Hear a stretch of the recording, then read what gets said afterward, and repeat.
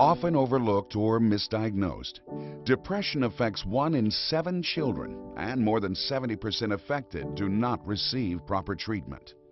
Rebellion, acting out, or self-medication using drugs or alcohol to numb or hide the pain, and anxiety are common symptoms of depression in teens and are often overlooked or attributed to being part of growing up. That's why parents oftentimes have a difficult time realizing that there's something going on with their child beyond, normal kind of kid stuff, discipline problems and that sort of thing. For me, my way of dealing with that was to totally withdraw from the world. And I just started, not knowing what was what, not knowing what was true, and living in this fantasy world, and really began to hate and resent everyone around me.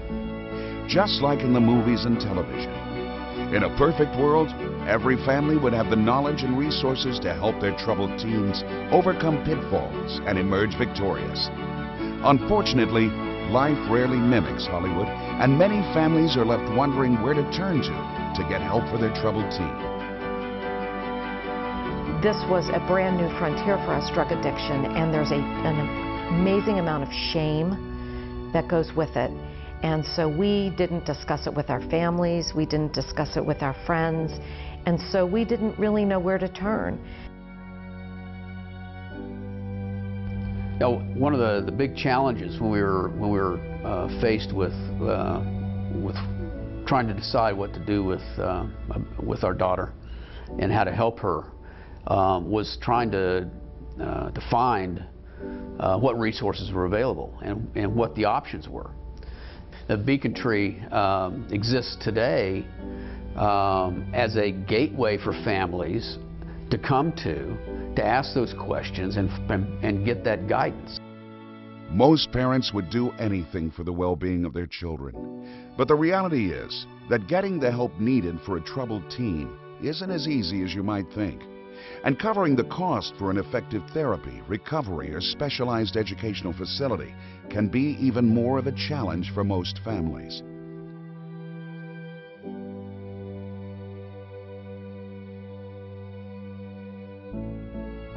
At first we said, let's put him in the school and then we'll figure out how to pay for it. And after being in the school for about 2 years, financially we were just broke and we could not keep him in that school any longer. Essentially, unless you go through Medicaid, there is no financial support.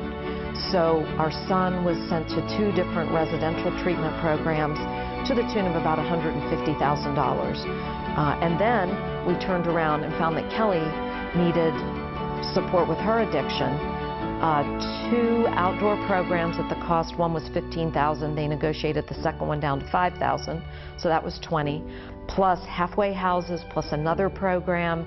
The Beacon Tree Foundation is a nonprofit association with a primary goal of helping families find the resources and financial assistance needed to help their children overcome addiction, depression, and other destructive behavior. We provide resources, we provide a gateway through our website for families to go to find help and assistance, therapy, this sort of thing that's available. But a larger mission that the foundation has is a charitable one where we are helping families financially bear the cost of taking care of their children. And we're not talking about outpatient therapy and medicine. We're talking about inpatient care, long-term care at facilities where children can be placed to be given the necessary help to overcome their issues and become productive members of society. Information, education, and the strength that comes from a community that joins together in support of our youth can have a powerful impact on the world we all share. Make a choice to help make a difference. Support the Beacon Tree Foundation. There can be a solution, but there can be a happy ending. And that's really what Beacon Tree is all about.